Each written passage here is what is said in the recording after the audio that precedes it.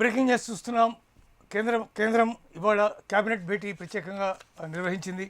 ఆ కేబినెట్ భేటీలో వారికి సంబంధించి ముఖ్యంగా రాష్ట్రంలో ఉన్నటువంటి గ్యాస్ నిల్వలకు సంబంధించి గ్యాస్ సిలిండర్ యొక్క కొరత గురించి చాలా తీవ్రంగా చర్చ జరిగింది. సంబంధిత కేంద్ర మంత్రి హర్దీప్ సింగ్ పూరి మోడీతో ప్రత్యేకంగా కాసేపు మాట్లాడారు. తీసుకున్నటువంటి కీలకమైనటువంటి నిర్ణయాల్లో ఎక్కడా ఎటువంటి సమస్య రాకుండా వీలైనంత వరకు సరఫరా చేయడానికి తగినటువంటి ఏర్పాట్లు చేయాలి. అట్లాగే బ్లాక్ మార్కెట్ని పూర్తిగా కంట్రోల్ చేయాలి. అలాగే 10% గ్యాస్ నిల్వలని వృద్ధి చేసేటట్టుగా చర్యలు తీసుకోవాలి అనేది ప్రధానమైనటువంటి ఈ నిర్ణయంగా కేంద్ర ప్రభుత్వం చెబుతోంది. కాబట్టి ఈ నుంచి 10% ఉత్పత్తిని పెంచుతారు, గ్యాస్ ఉత్పత్తిని పెంచుతారు. అలాగే ఎక్కడా బ్లాక్ మార్కెటింగ్ జరగకుండా చాలా జాగ్రత్తగా చర్యలు తీసుకునేటటువంటి ఏర్పాట్లు చేస్తున్నారు. అన్ని రాష్ట్ర ప్రభుత్వాలకి దీనికి సంబంధించినటువంటి ఆదేశాలు జారీ చేస్తున్నారు. బ్లాక్ మార్కెట్ జరగకుండా ఎలా చేయాలి అనే దాని మీద కూడా కొన్ని సూచనలు, సలహాలు ఇవ్వబోతోంది కేంద్ర ప్రభుత్వం. తద్వారా ప్రస్తుతం ఉన్నటువంటి పరిస్థితుల్లో కర్ణాటక, మరోవైపు తమిళనాడు, అటువైపు ముంబై, ఢిల్లీలోని కొన్ని ప్రాంతాలు, సో ఇటు తెలంగాణ, మిగిలినటువంటి అన్ని రాష్ట్రాల్లో కూడా ఎక్కడా కూడా వంట గ్యాస్కి సంబంధించినటువంటి సరఫరాకి సంబంధించినటువంటి ఇబ్బంది లేకుండా చూడడమే ప్రధానమైనటువంటి లక్ష్యంగా చర్యలు తీసుకోబోతున్నట్టుగా కేంద్ర ప్రభుత్వం చెప్తూ ఉంది. లేకపోతే ఇవాళ ఓ ప్రధానమైనటువంటి డెవలప్మెంట్ జరిగింది హైదరాబాద్ నగరంలో. హైదరాబాద్ హోటల్స్ అసోసియేషన్ వాళ్ళందరూ కూడా సికింద్రాబాద్లోని ఒక హోటల్లో సమావేశమై వాళ్ళు కొన్ని కీలకమైనటువంటి నిర్ణయాలు తీసుకున్నారు. ఆ నిర్ణయాలకు సంబంధించి మనతో చెప్పడానికి కాసేపట్లో మనతో జాయిన్ అవుతారు Chaluvadi Venugopalarao, secretary, Telangana hotels association. So ఆయనతో పాటు ప్రముఖ అనలిస్ట్ బండారు రామ్మోహన్ రావు గారు మనతో ఉన్నారు.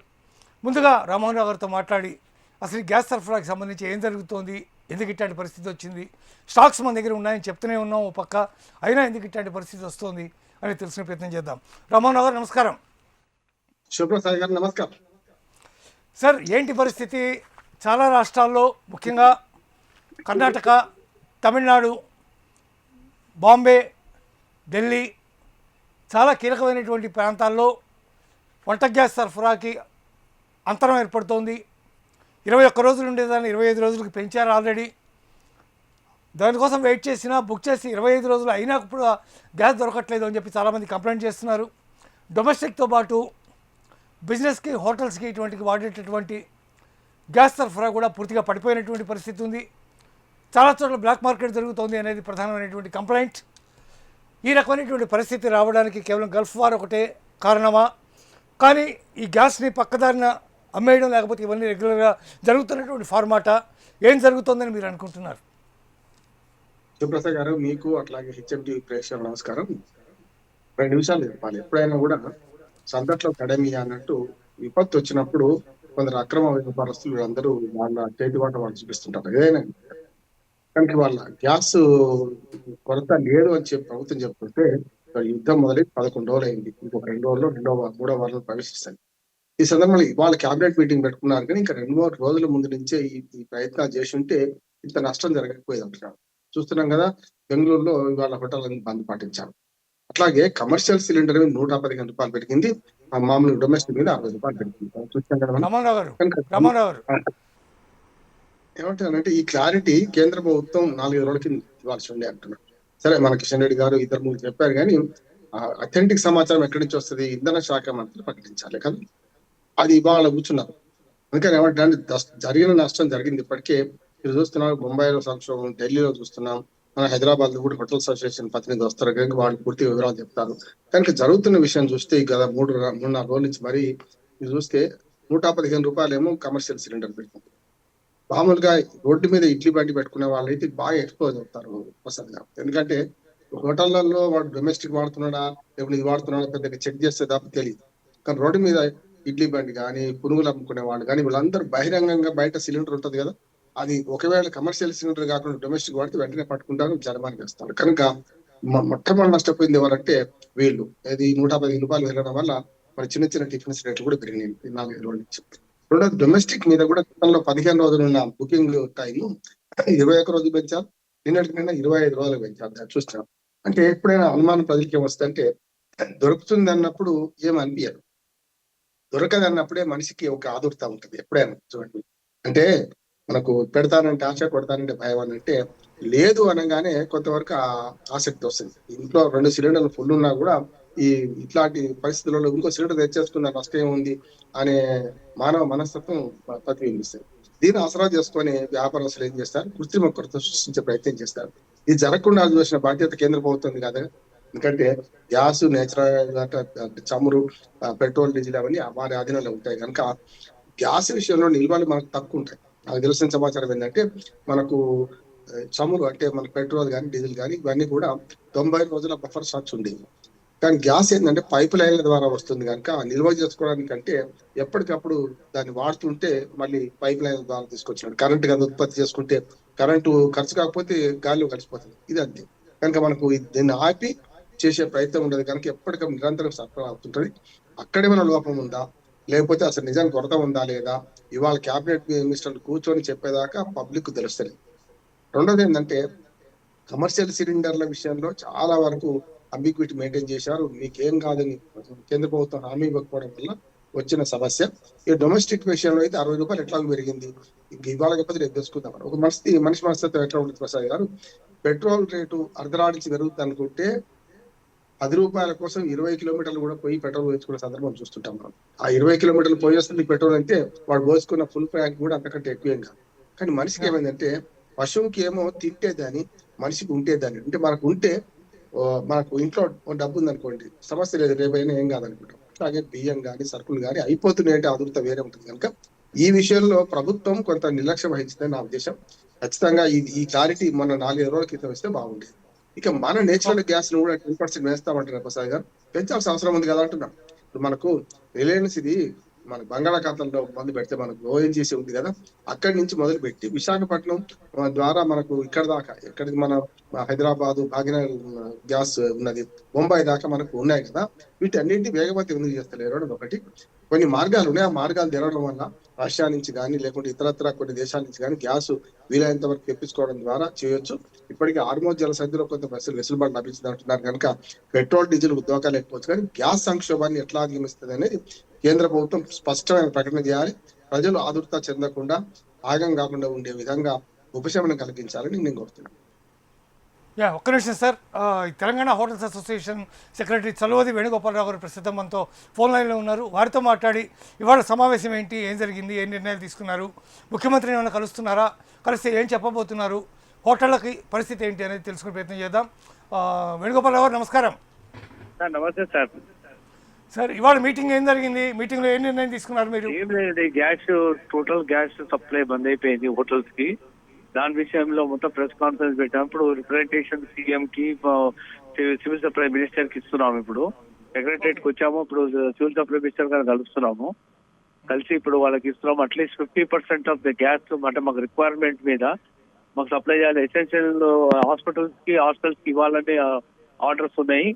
హోటల్స్ కి ఇవ్వద్దని చెప్పి ఆర్డర్స్ ఉన్నాయంట వాళ్ళకు, గ్యాస్ డీలర్స్ కి. సో మాకు అట్లీస్ట్ 50% అంటే ఇవ్వాలని రిక్వెస్ట్ పెట్టాం letter.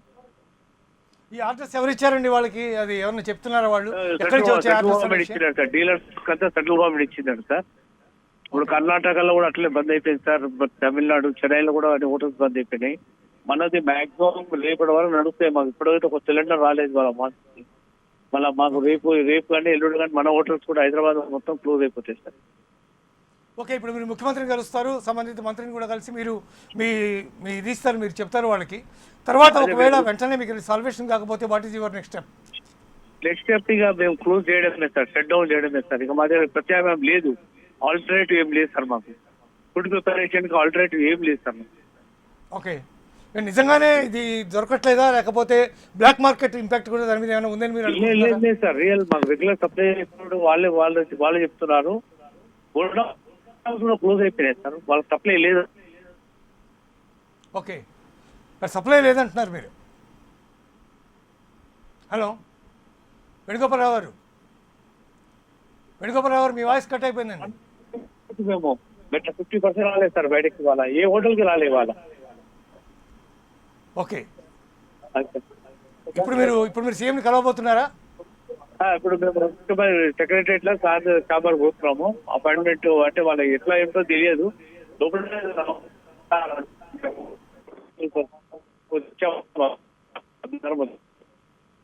Okay sir thank you so much. అందరం thank you so much sir. Ramamohan గారు, మీరు విన్నారు వేణుగోపాలరావు గారు చెప్పినటువంటి మాట. దాదాపు అంటే చాలా వరకు సరఫరా అనేది టోటల్గా లేదు. కేంద్ర ప్రభుత్వం నుంచి స్ట్రిక్ట్ ఆర్డర్స్ వచ్చినాయి. ఖచ్చితంగా హాస్టల్స్కి లేకపోతే ఇటువంటివి మరీ ఇంపార్టెంట్ అనేటువంటి చోట్లకి ఇవ్వాలి, కానీ హోటల్స్కి ఇవ్వద్దు అనేది వాళ్ళ యొక్క స్ట్రిక్ట్ ఇన్స్ట్రక్షన్ అనేది ఆయన చెప్తూ ఉన్నారు. వాళ్ళకు వచ్చినటువంటి సమాచారం మేరకు ఇది ఎంతవరకు దీన్ని మనం ఇది కరెక్ట్ అని మనం భావించవచ్చు? ప్రసాద్ గారు, తెలుగులో ఒక సామెత ఉంది, పొయ్యి మీదకి ఎవడైనా ఇస్తారు కానీ పొయ్యి కిందకి ఎవడు ఇవ్వడని. పొయ్యి మీదకి అంటే బియ్యం, ఉప్పు, పప్పు అరువు తెచ్చుకోవచ్చు, ఎక్కడైనా బదులు తెచ్చుకోవచ్చు, ఇచ్చే బదులు తెచ్చుకోవచ్చు. కానీ పొయ్యి కిందకి ఎవడు కట్టెల కాలని చూస్తున్నాను నేను, అంటే మన వంట చెరుకు నేను చూస్తున్నాను, దానికి ఇది ఎవరు ఇవ్వరు. మిగతా పైన ఏవైనా సరుకులు ఇస్తారు కానీ ఇది అంతే కదా. వాళ్ళ గ్యాస్ అనేది ఎంత ఎసెన్షియల్ కమోడిటీస్ ఉన్నదంటే అంత ఉన్నది. ఇంకోటి ఎసెన్షియల్ కమోడిటీస్ యాక్ట్ ఒకటి ఉన్నది, దాన్ని మళ్ళీ బూజు దొరపాల్సిన అవసరం ఉంది. ఎక్కడైనా నిజంగానే మన వేణుగోపాల్ గారు అన్నట్టు అక్రమాలు చేయకపోవచ్చు, కానీ కొంత దాచిపెట్టుకునే మనస్తత్వం ఉంటది కదా. ఒకవేళ అట్లాంటిది ఉంటే దాన్ని వెలికి తీయాలి, ఆ చట్టాన్ని వాడాలంటున్నాను. ఎసెన్షియల్ కమోడిటీ యాక్ట్ లో ముఖ్యంగా ఇది కూడా ఉంటది. గ్యాస్ ఉన్నాయి, ఇవన్నీ ఉన్నాయి కనుక తప్పక వీటిని సరఫరా మెరుగుపరచడానికి అవసరమైన చర్యలు తీసుకోవాలి. యాక్చువల్గా ఇప్పటికే వారం రోజుల నుంచి ఆలస్యమైంది అనుకుంటున్నాను. ఈ 3 రోజుల నుంచి బయటపడుతుంది, కానీ అంతకుముందు దీని మొదలైంది ఎక్కడి నుంచి 11 రోజులు అంటే మొదటి రోజు నుంచి కొంచెం శ్రద్ధ తీసుకుంటే ఈ సమస్య ఉండకపోయేది అంటున్నాను. నేచురల్ గ్యాస్ కు మనకు కొన్ని దేశాల నుంచి మాత్రమే ఉన్నది ఇప్పటికి అనుమతి. కొరకం చెప్పాలంటే పైప్ లైన్ వేసుకున్నాం, పాకిస్తాన్ ద్వారా కూడా పైప్ లైన్ వస్తుంది, అంటే ఇరాన్ నుంచి వచ్చేది. అక్కడనే సంక్షోభం తలెత్తింది కనుక ఏవైతే గల్ఫ్ కంట్రీస్ నుంచి పైప్ లైన్ ద్వారా వచ్చి ఆగిపోయింది, గ్యాస్ ఉత్పత్తి అయిపోయింది కదా. ఇప్పుడు ఏం చేయాలి, మన భావనను మళ్ళీ రియాక్టివేట్ చేయాలంటున్నాం. ఇప్పటికే మనకు బంగాళాఖాతంలో కానీ, ఇటు ఓఎన్జీసీ, ఇటు పక్కన ముంబై తీరంలో కానీ చాలా ఉన్నాయి కదా. మనం ఈ వారం రోజుల నుంచి ఏం చేస్తున్నట్టు అని చెప్పాలంటున్నాం. క్యాబినెట్ మీటింగ్ జరిగి అయిపోయింది, కానీ భరోసా ఇచ్చే క్రమం అయితే కనపడతలేదు నాకైతే. ఇప్పుడు నిన్న వాళ్ళేమో బంధు రూపకంగా అక్కడ వాళ్ళు బెంగళూరులో బంద్ చేశారు, హైదరాబాద్ రేపటికల్లా ఇవాళ సరికి అయిపోతుంది, 50% సప్లై కూడా లేదంటున్నారు కనుక వాళ్ళ రిక్వెస్ట్ మన్నించి నా ఉద్దేశం ఏంటంటే చిరు వ్యాపారాల నుంచి మొదలు పెట్టి పెద్ద పెద్ద హోటళ్ల వారు కూడా నష్టపోతారు ప్రసాద్ గారు. ఇదేమో ఈ రంగం. అట్లాగే ఒక గ్యాస్ వీటి పెట్రోల్ నిల్వలు అయితే బాగానే ఉన్నాయి అంటుంటే ఇంకొక 50 రోజులకు వస్తాయి, 45-50 రోజులకు వస్తా అంటున్నారు కనుక ఆగిపడాల్సిన అవసరం లేదు. కానీ మనకు దీని వల్ల 2-3 సమస్యలు వస్తున్నాయి. ఒకటి, వ్యవసాయ ఉత్పత్తులు ఇప్పటికీ బాగా దెబ్బతిన్నాయి, కోడిగుడ్ల రేటు పడిపోయింది. అట్లాగే జనరల్ చికెన్, కోడిగుడ్ల రేటు ఇప్పుడు ఎండాకాలంలో తక్కువ అవుతుంది, ఏప్రిల్ కల్లా. కానీ ఈ సంక్షోభం వల్ల మరింత ముందే పడిపోయినాయి ధరలు. అట్లాగే మనకు అరటిపళ్ళు కూడా పడిపోయినాయి. అన్నిటికంటే ముఖ్యం ఏంటంటే మనకు రొయ్యలు కూడా, అంటే ఎగుమతి చేయడానికి మనకు అవసరమైన ఆర్డర్స్ రావడం లేదు. 40-50 రూపాయలు ఆ రేటు కూడా పడిపోయింది అంటున్నారు. మొన్నటిదాకా సుంకాల యుద్ధంతో, ఇప్పుడేమో యుద్ధం భయంతో, ఈ రెండింటి వల్ల ఇటు రైతులు నష్టపోతున్నారు. ముఖ్యంగా తొందరగా చెడిపోయే వస్తువులు, అరటిపళ్ళు కానీ, కోడిగుడ్లు కానీ, అవి మనకు ఎక్కువ రోజులు ఉండవు కనుక వీటి విషయంలో ఎట్లా చేస్తారనేది క్లారిటీ ఇవ్వాలి. అట్లాగే మనకు రొయ్యల ఎగుమతిలో మన ప్రథమ స్థానంలో ఉన్న, ప్రపంచంలో ప్రథమ స్థానంలో ఉన్న, అందులో మళ్ళీ ఆంధ్రప్రదేశ్ ముఖ్యంగా ఈ 2-3 జిల్లాలు ఉన్నాయి కనుక వాళ్ళకి కోల్డ్ స్టోరేజ్ సౌకర్యం కల్పించాలి. అట్లా ఇంకా కొన్ని రాయితీలు ఇవ్వాలి. అంటే కోల్డ్ స్టోరేజ్ ఎక్కువ పెడితే కరెంట్ బిల్ ఎక్కువ వస్తుంది, మరి ఇవన్నీ నష్టాలు జరుగుతాయి కదా. ఇట్లాంటి చేయాల్సింది. ఇప్పుడు తక్షణం అయితే గ్యాస్ కొరత తీర్చడానికి మరి కేంద్ర ప్రభుత్వం గారు మరి క్యాబినెట్ మీటింగ్ లో వేరే విషయాలు మాట్లాడుతున్నారు ఆయన, కానీ మంత్రి గారు ఈ విషయం మీద స్పష్టత ఇవ్వాలి. ఏం లేదు, సప్లై చేయడమే మార్గం, ఇంకోటి ఏం లేదు. అంటే తొందరగా చేస్తాం, రేపు ఎల్లుండి వస్తుంది అనుకుంటే మాత్రం కొద్ది రోజులు బంద్ అయితే కదా. వేణుగోపాలరావు గారు చెప్పినట్టు హైదరాబాద్ హోటల్స్ బంద్ అయ్యే పరిస్థితి కదా. కనుక ఎవరు కూడా ఇంత స్టాక్ కూడా పెట్టుకోవాలి. ఇప్పుడు చూస్తున్నాం పెద్ద పెద్ద హోటల్ వాళ్ళకు రోజు సప్లై చైన్ ఆగదు, వస్తూనే ఉంటాయి, ఖాళీ సెల్లు వేసుకొని పోతూనే ఉంటారు, ఉదయం నుంచి సాయంత్రం దాకా ఆ చైన్ ఆగదు. కనుక ఇప్పుడైనా సరే కేంద్ర ప్రభుత్వం క్లారిటీ ఇవ్వాలి, మన వనరులను వెలికి తీయాలి. వీలైనంత వరకు ఓఎన్జీసీని కానీ ఇతర ఏజెన్సీ వాళ్ళని కానీ యాక్టివేట్ చేసి వీలైనంత తొందరగా ఈ సంక్షోభాన్ని అధిగమించేట్టు చేస్తే మంచిది. బ్లాక్ మార్కెట్ జరగకుండా చూడాలి అని సెంటర్ చెప్తోంది. బ్లాక్ మార్కెటింగ్ జరుగుతుందని ఆల్రెడీ సెంటర్కి తెలిసినప్పుడు బ్లాక్ మార్కెటింగ్ జరగకుండా ముందే చర్యలు తీసుకోవాల్సినటువంటి అవసరం ఉంది కదా. ఇంతకాలం పాటు ఎందుకు ఆ రకమైనటువంటి చర్యలు తీసుకోలేదు? అంతే sir, essential community act 1955 advocate చెప్తున్నాను, ఆ మధ్యన సవరించాను, దాన్ని ఆహ్వానించాను. ఎందుకంటే దానివల్ల కొన్ని ఇబ్బందులు ఉండి, ఎందుకంటే అధికారులు బాగా వాళ్ళు బెదిరించి మరీ డబ్బులు వసూలు చేసేవాళ్ళు కనుక వాటిని కొంత మార్చాం. నాడున్న పరిస్థితి ఆహార ధాన్యాల విషయంలో ఇప్పుడు లేదు కదా. అట్లాగే చాలా విషయాల్లో ఎసెన్షియల్ కమ్యూనిటీస్ చాలా దొరుకుతున్నాయి. అంతేందుకు గ్యాసే, గతంలో గ్యాస్ కనెక్షన్ కావాలంటే మనకి ఎంపీలతో లెటర్ పట్టకపోతే తప్ప 4-5 నెలలకు రాకపోయేది. టెలిఫోన్ కానీ గ్యాస్ కానీ అన్నాడు పర్మిట్ రాజ్యం, లైసెన్స్ పర్మిట్ రాజ్యం. ఇవాళ గ్యాస్ కనెక్షన్ అంటే గ్యాస్ కనెక్షనే కాదు, నిమిషాల్లో వస్తుంది. మనకు బుక్ చేసిన ఇప్పటికి కూడా ఒక మార్పు చేయలేదు ప్రసాద్ గారు. విత్ ఇన్ 24 hours సప్లై చేయాలి, అది మార్చలేదు. చూడండి మీరు డొమెస్టిక్ గ్యాస్ విషయంలో 15 రోజుల నుంచి 21 రోజులు పెంచారు బుకింగ్ టైం, 21 నుంచి 25 పెంచారు. కానీ సప్లై టైం మాత్రం బుక్ చేసుకున్న గ్యాస్ సిలిండర్ బుక్ చేసుకున్న డొమెస్టిక్ అయితే విత్ ఇన్ 24 అవర్స్ సప్లై చేయాలన్న రూల్ మారలేదు ఇప్పటికీ అంటున్నాడు. అందుకని ఎసెన్షియల్ కమ్యూనిటీస్ యాక్ట్ ను కొంచెం గట్టిగా చులిపించి బూజు పట్టింది, దానికి కొంచెం తుప్పు పట్టింది కూడా అవసరం పడలే ఇప్పటిదాకా. ఇప్పుడు పడ్డదే కనుక తులిపి చేయాల్సిన అవసరం ఉంది. యుద్ధ కాలంలో అసత్యాలు అర్ధ సత్యాలు రాజ్యం వెళ్తే కనుక ప్రభుత్వం వినియోగదారులందరికీ కూడా, వినియోగదారుల చట్టం కూడా అదే చెప్తుంది, ఏదైనా కొరత ఉన్నప్పుడు వెంటనే ప్రభుత్వం అలర్ట్ చేయాలి. అంతేందుకు కరెంటు 4 గంటలు తీసేస్తామంటే అలర్ట్ చేయాల్సిన అవసరం ఉన్నది కదా. అటువంటిది మరి గ్యాస్ ఆగిపోయే పరిస్థితి ఉన్నప్పుడు మరి చేయాలి కదా.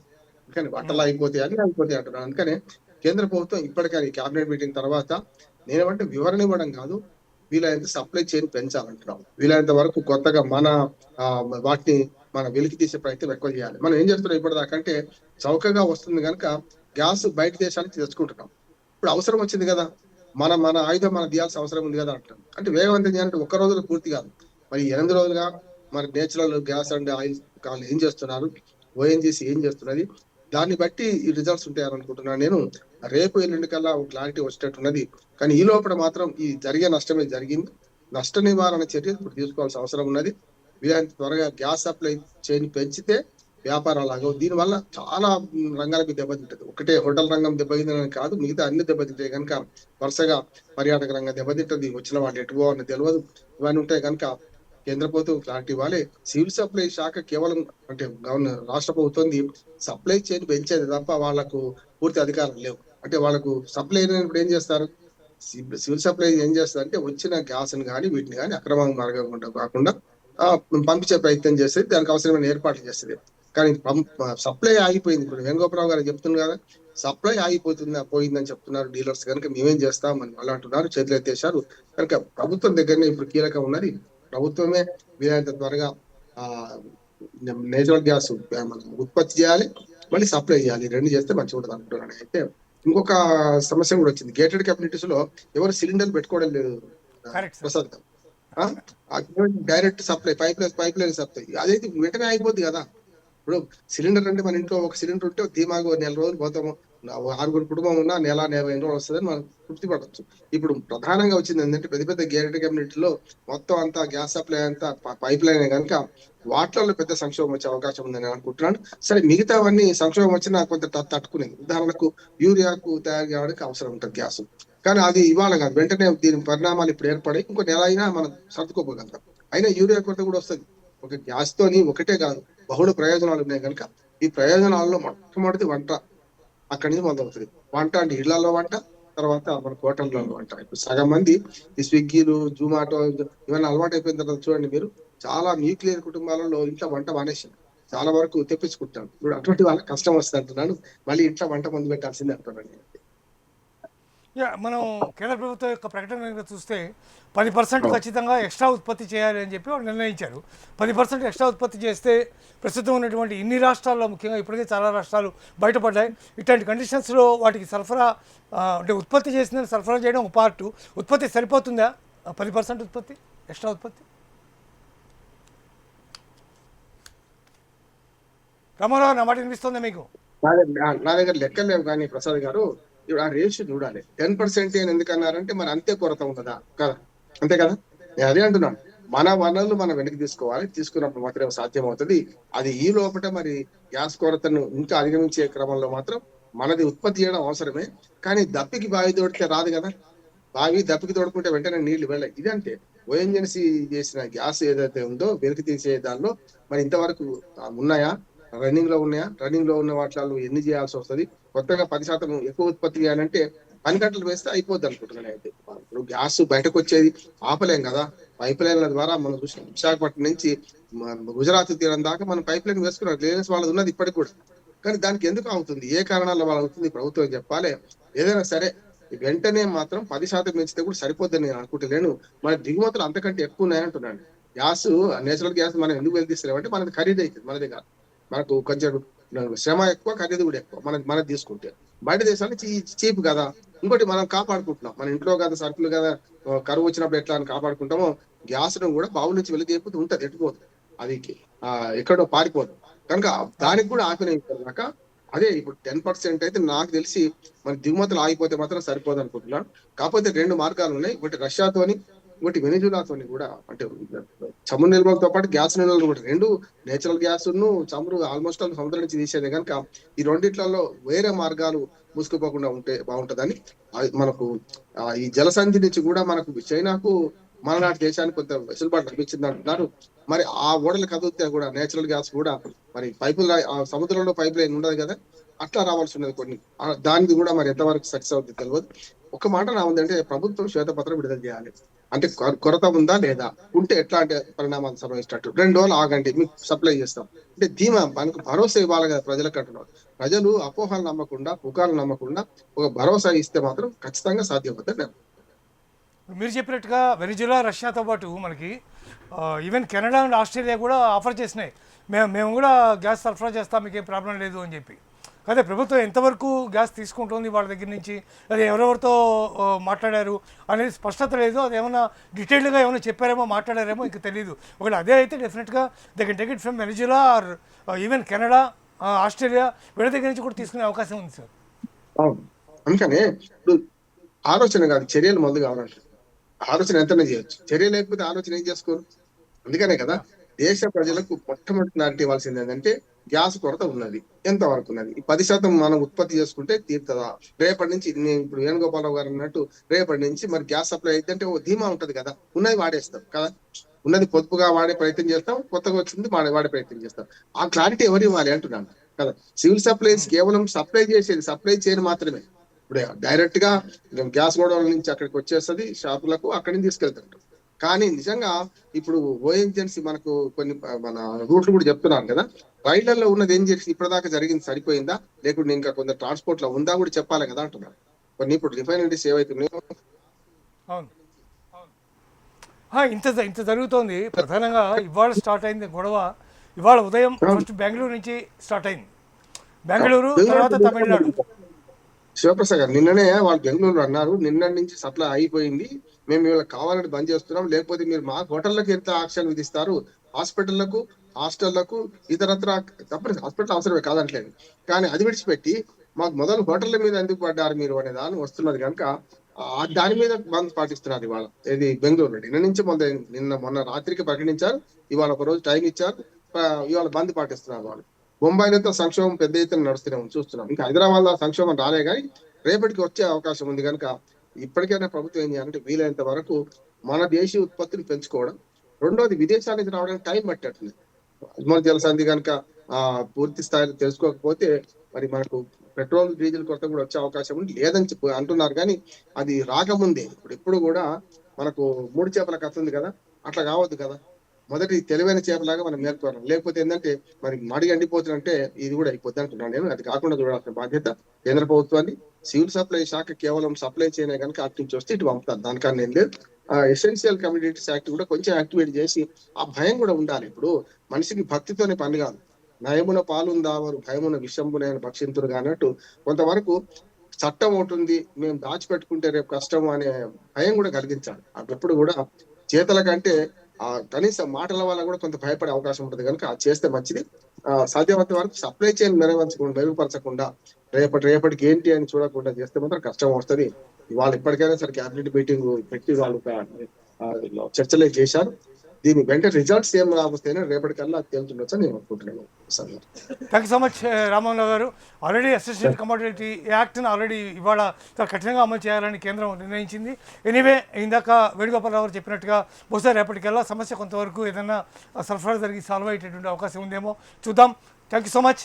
చూస్తూనే ఉండండి హెచ్ఎం టీవీ.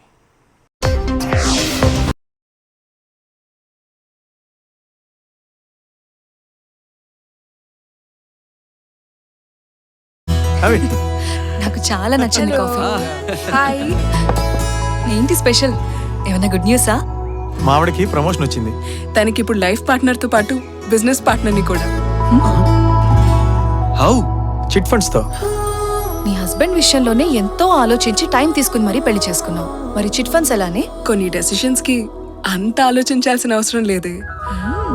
కపిల్ చిట్స్ తో మంత్లీ కొంత మనీ సేవ్ చేస్తున్నాను.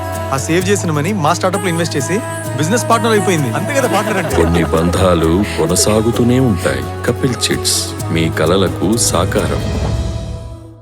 కదిరిలో వెలిసిన శ్రీమాత్ ఖాద్రి లక్ష్మీ నరసింహస్వామి బ్రహ్మరథోత్సవానికి విచ్చేనున్న 50 మంది భక్తులకు స్వాగతం సుస్వాగతం. ఇట్లు ఆలయ ఈవో వెండితండి శ్రీనివాస్ రెడ్డి, కదిరి నియోజకవర్గ ఎమ్మెల్యే కందికుట వెంకట ప్రసాద్. ఉపన్యాసం అంటే భయపడుతున్నారా? వేదికని ఎక్కగానే గుండె వేగం పెరుగుతోందా? వక్తకు వచ్చాక నాలోని సెల్ఫ్ కాన్ఫిడెన్స్ భయాన్ని పోగొట్టి ఇవాళ ఆ భయం అనేది లేదు. అంటే ఒక వక్తగానే కాకుండా జీవితంలో మనం ఎన్నో విషయాలు నేర్చుకోవచ్చు. చెప్పాలనుకున్నదంతా మర్చిపోతున్నారా? భయం కానీ, భయంతో కూడుకున్న సిగ్గు కానీ ఇదన్నీ పక్కకు తొలగిపెట్టి నేను ఇంకా మంచిగా వక్తను అయితా అని. ఉపన్యాసం ఇవ్వలేక అవకాశాల్ని కోల్పోతున్నారా? అయితే వద్దకు రండి, భయాన్ని బద్దలు కొడదాం, పదాలను పెదాలు దాటిద్దాం. గత 10 సంవత్సరాలుగా వేలాది మందిని వేదిక మీద విజేతలుగా నిలిపిన అద్భుతమైన కార్యక్రమం వక్త. సంప్రదించాల్సిన ఫోన్ నంబర్ 9553586062. ఇరాన్పై జరుగుతున్న యుద్ధంతో ముఖ్యంగా 6 నిత్యావసరాల ధరలు భారీగా పెరగొచ్చంటున్న నిపుణులు. BBC ప్రపంచంలో సాయంత్రం 6 గంటల